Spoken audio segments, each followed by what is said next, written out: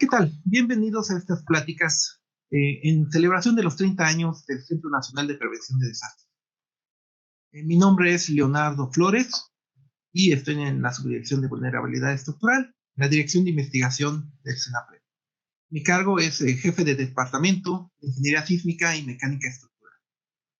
Y en esta ocasión voy a platicar sobre lo que hemos hecho en el CENAPRED en estudios, en investigación, principalmente investigación experimental en nuestro laboratorio y la participación en grupos de trabajo con vistas en aportar a la normatividad, a las normas de materiales, normas de procedimientos de ensayo y normas de construcción, principalmente aquí en nuestro país. Pues como antecedentes, pues las normas eh, para diseño de estructuras pues se basan en México, pues la principal, la que históricamente ha sido la base, son el reglamento de construcciones del Distrito Federal, que es como se conocía el nombre que tenía la Ciudad de México eh, anteriormente. Y el primer reglamento de construcción data de los años 20.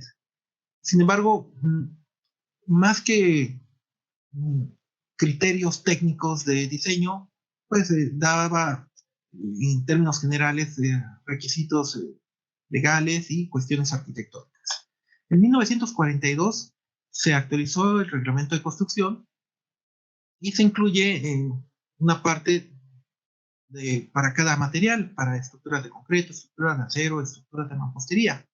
En estos años, pues se tenía un diseño que se le llamaba por esfuerzos permisibles y que se mantuvo también hasta los años 60, cuando salió otra versión del reglamento de construcción.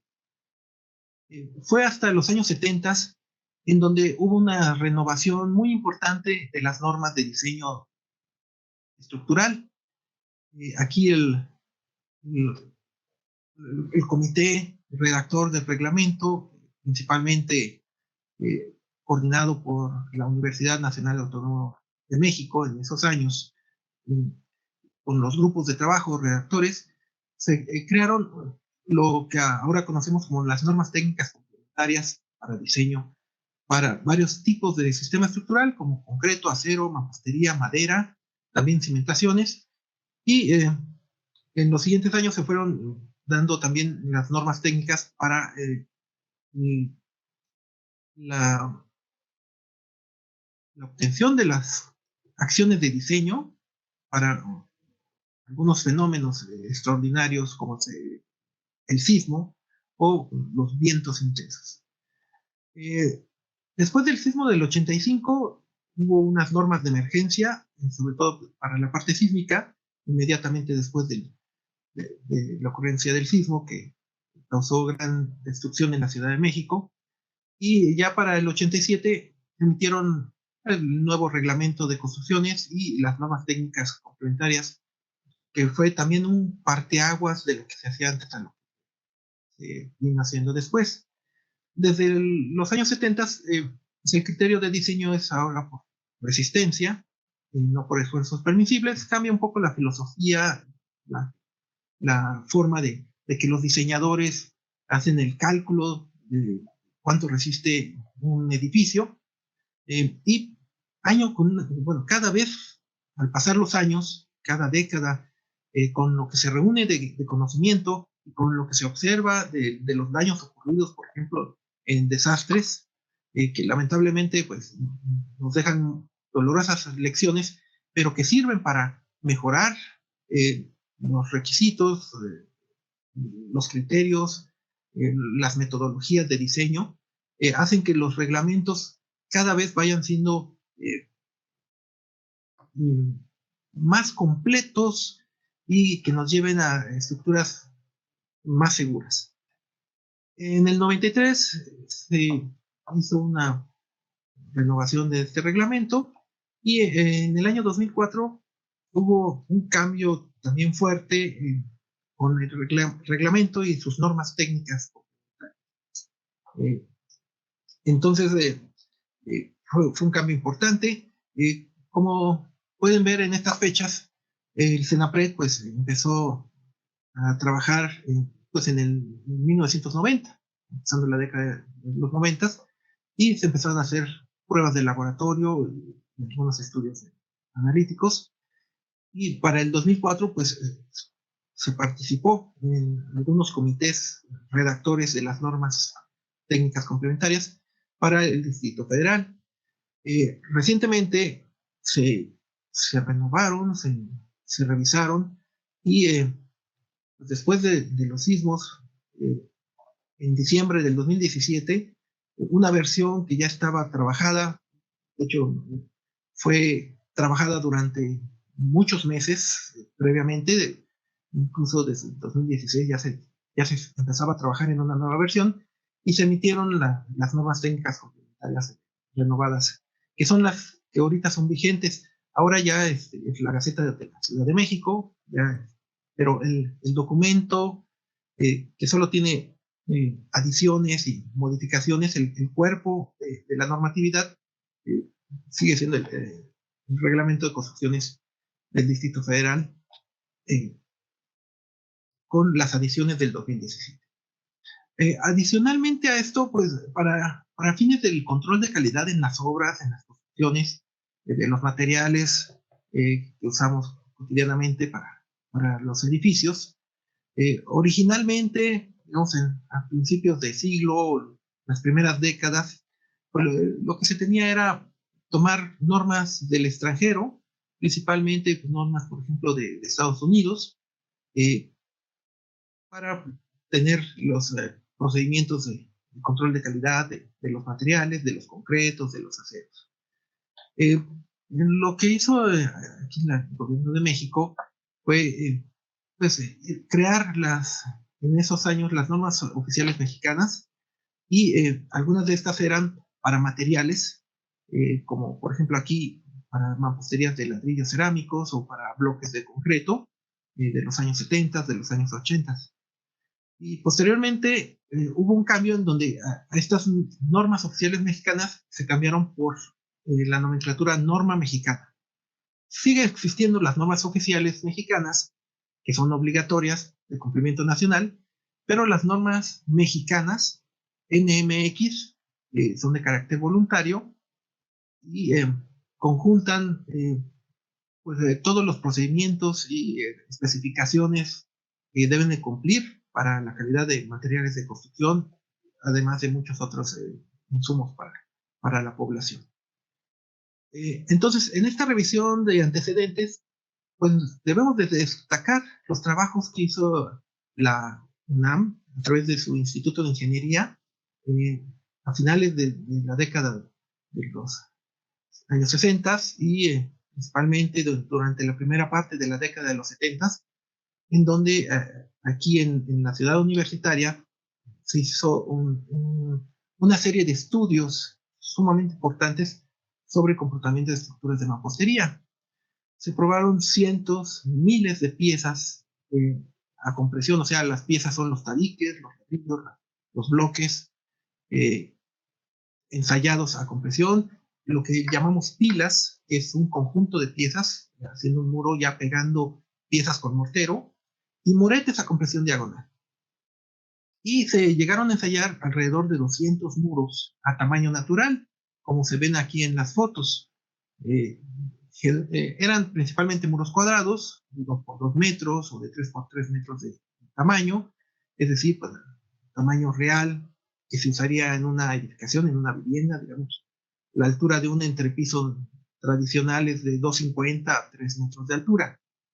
Y se estudiaron verificando las distintas variables que se tienen en el uso de materiales, como el tipo de pieza. Unos muros eran de bloques de concreto, otros de ladrillos de arcilla, algunas eran macizos, otros son estas piezas huecas que se usan mucho en la construcción, fabricación industrializada, fabricación artesanal, etc.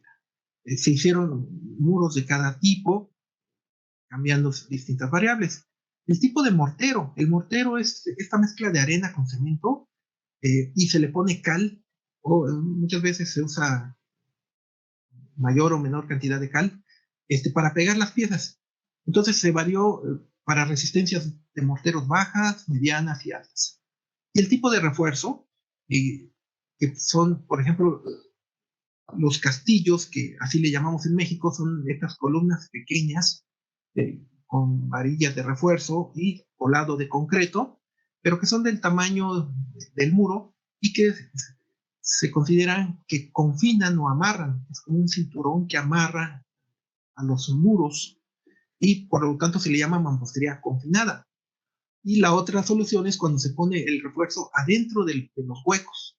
Entonces quedan ahogados ese refuerzo oculto dentro de la mampostería, piezas huecas. Para esto pues se probaron muros con poquito, con mediano, con mucho refuerzo y se fueron calibrando fórmulas de diseño que son las que seguimos usando hasta nuestros días para diseñar estructuras de mampostería, eh, tanto en México como en otros países del mundo. Aquí en nuestros países latinoamericanos, pues toman mucho de referencia las normas de México, principalmente en el sistema de mampostería. Y se estudiaron otras características que pues modifican la respuesta, como puede ser la carga vertical sobre un muro, influye en la resistencia a fuerza lateral. La resistencia a fuerza lateral es la que va a actuar durante un sismo. En un sismo el terreno se mueve en todas direcciones, pero lo que afecta más a los edificios es el movimiento lateral. También puede ser verticalmente, pero ese movimiento lateral es el que es más severo para los edificios. Y el cálculo de la resistencia lateral es muy importante para dar la seguridad a las edificaciones. Ya cuando empezó a trabajar el CENAPRED en los años 90, uno de los rubros más importantes de los estudios de laboratorio fue el ensayo de muros de mampostería, debido a que con estos elementos, con los muros de mampostería, la población pues prácticamente es el sistema más usado para vivienda, incluso vivienda económica. Entonces, más que edificios, ya los edificios grandes pues tienen columnas y traves de concreto o de acero, pero las pequeñas construcciones pues, las acostumbramos a hacer en México con tabiques, con ladrillos, bloques pegados con mortero y es nuestra mampostería. Entonces en los años 90 se hicieron bastantes ensayos de muros de mampostería. Primero, corroborando los criterios y las fórmulas de diseño de los años 70, que se confirmaron bastante bien, y buscando mejorar, innovar en el uso y la mejor predicción del comportamiento de la mampostería. Una diferencia es que en los años 70 pues no tenían mucho equipo electrónico, sino que se instrumentaban los muros con medidores manuales, eh, mecánicos, estos micrómetros donde se podía leer visualmente. Eh, Cuando empezó el CENAPRED a trabajar, pues la donación de Japón, del CENAPRED y del laboratorio, pues nos dotó de equipo electrónico controlado o conectado a computadora para poder medir todas las deformaciones, todas las fuerzas, todas las movimientos y distorsiones de los muros. Como vemos aquí, una, una de las líneas de investigación fue el estudio del refuerzo horizontal que se puede colocar entre las hiladas de los muros de mampostería durante la construcción. Y aquí se ve unos par de alambres de refuerzo horizontal que quedan anclados y sujetos en donde va el castillo y se conectan con sensores, con pequeños deformímetros que se pegan y se protegen y sale un cable que se conecta a la computadora. Entonces, durante la prueba, pues estamos midiendo las deformaciones. Y se han obtenido durante estos años la información necesaria, con lo cual los comités redactores de normas, en este caso de la norma de mampostería, pues decidió modificar el cálculo de la resistencia de un muro de mampostería debido al refuerzo horizontal. Esto no fue fácil, no se hizo nada más con unos pocos ensayos ni con un año de trabajo, sino que se juntaron los resultados de varios años eh, para poder proponer a este comité, en donde investigadores de aquí del Senapred pues participaban en este comité de la Ciudad de México para modificar las normas. Y bueno, aquí se ven unas gráficas de los ensayos, resultados de muchos ensayos gráficas de la izquierda, que llevaron a esta grafiquita del lado derecho y que se incluyó en, en las normas técnicas para el reglamento de construcción en el 2004. Entonces, esta fue una innovación, pues, gracias a los estudios experimentales que se hicieron durante varios años, se pudo incluir, que es el cálculo, es este factor, esta letra griega, eta, es el factor de eficiencia del refuerzo horizontal, logró gracias a los estudios. Sin embargo, pues al paso de los años, otros investigadores, por ejemplo, de la UNAM, pues han querido mejorar estos estudios y hubo un acercamiento, siempre hemos participado junto con otras instituciones públicas, académicas, por ejemplo, la Universidad Nacional, y se hizo un estudio en años recientes. En el 2014 se terminó un estudio en donde se siguieron ensayando muros de mampostería con refuerzo horizontal, cambiando la cuantía de refuerzo. Eh, Al obtener los resultados, los autores de esta investigación propusieron un cálculo mejorado, que permitía predecir mejor eh, la resistencia o cuánto se le aumenta la resistencia a un muro de mampostería por estos alambres de refuerzo horizontal, y principalmente con mamposterías de alta resistencia que antes no se habían estudiado. Y sí, en los años 90 se estudió principalmente el tabique rojo de barro, que es una pieza pues económica, pero que no tiene mucho control de calidad y no da mucha resistencia. Y en estos últimos estudios se han probado con piezas hechas por empresas que aplican alta tecnología y que logran piezas de gran resistencia, y se ha encontrado la correcta predicción, y por lo tanto se tuvo que renovar y mejorar las fórmulas de cálculo. ¿Cómo? A través de los estudios de laboratorio. Otro programa de estudios que derivó en una modificación, en una mejora de las fórmulas, fue estudiar muros de distinta longitud. Yo comenté que en los años 70 los estudios se hacían con muros cuadrados de la misma altura que la longitud, pero pues faltaba verificar con muros de distinta longitud, sobre todo muros largos. Y en el 2008 se terminó un estudio aquí en el Senapred, apoyado por la UNAM y desarrollado por la Sociedad Mexicana de Ingeniería Estructural, en donde se ensayaron muros de distinta longitud, como se ve aquí, incluyendo un muro muy largo de 9 metros, el que no se había ensayado antes. Aquí hay una foto, algunas fotos de cómo quedó el estado de daño final.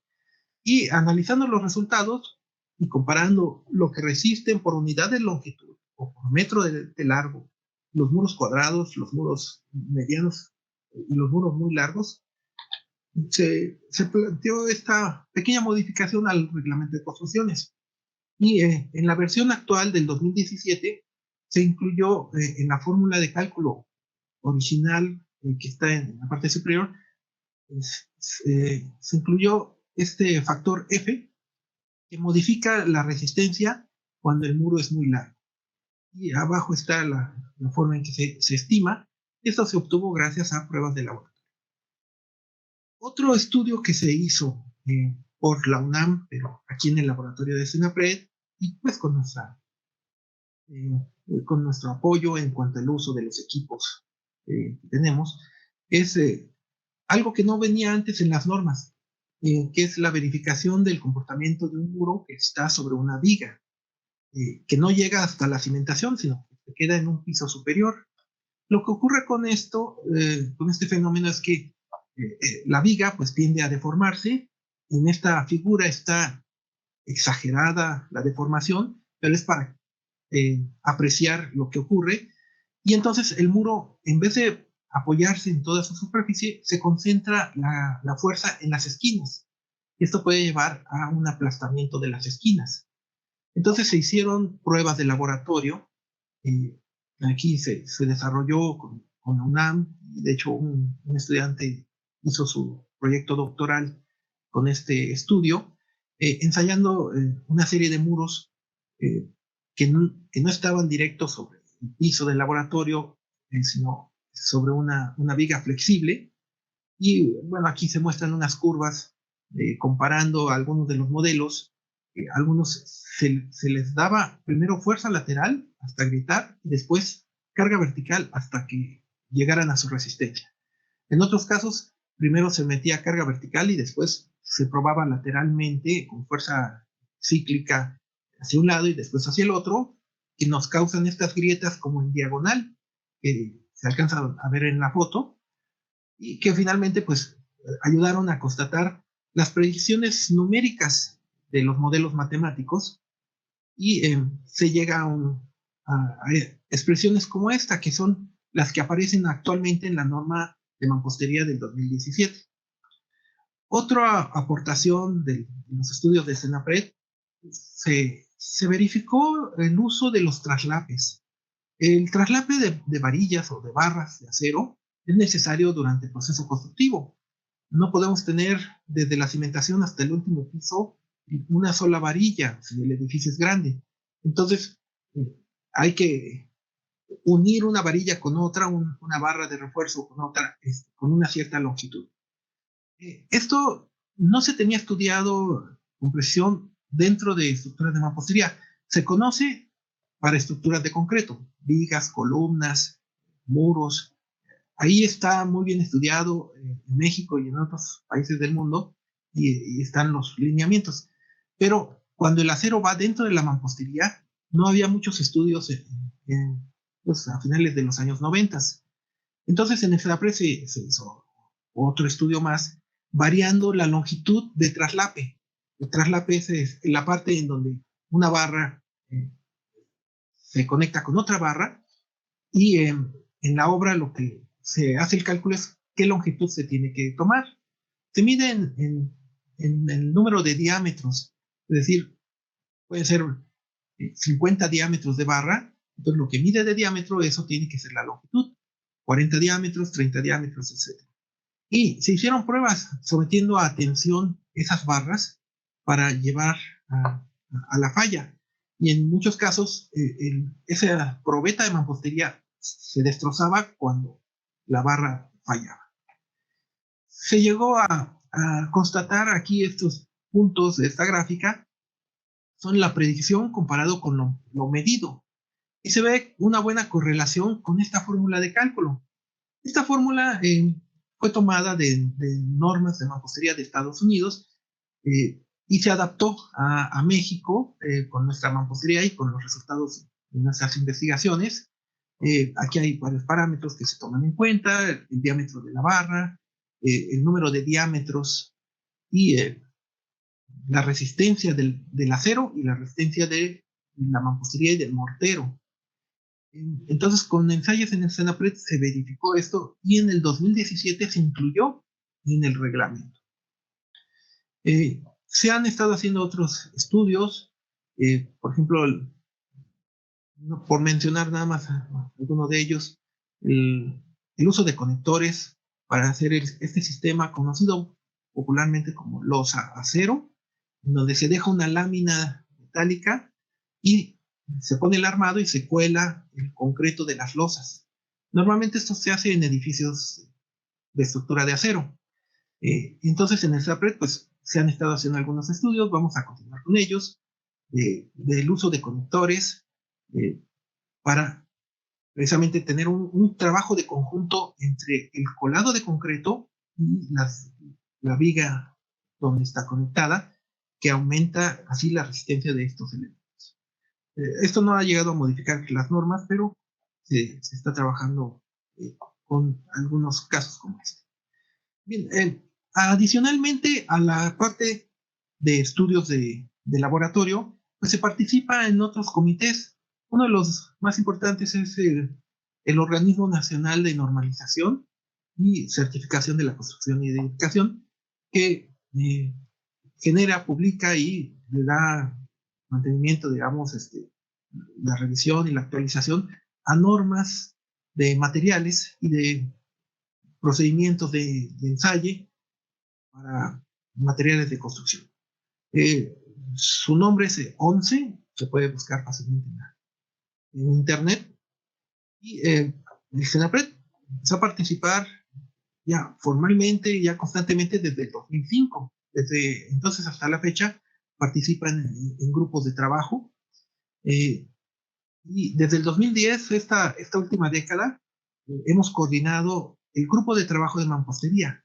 Es decir, se reúne en instalaciones del organismo del 11, pero entre los distintos colegas de empresas, de instituciones, de universidades y de centros de investigación, pues el CENAPRED participa también y se han modificado y actualizado y creado algunas normas nuevas para tener una calidad de construcción y una seguridad estructural. En esta lista pongo las normas en donde se ha participado, principalmente del 2007 al 2020, que son pruebas de piezas, contracción, absorción, la resistencia a compresión de la mampostería y los ensayos en pilas y muretes que mencionaba al principio.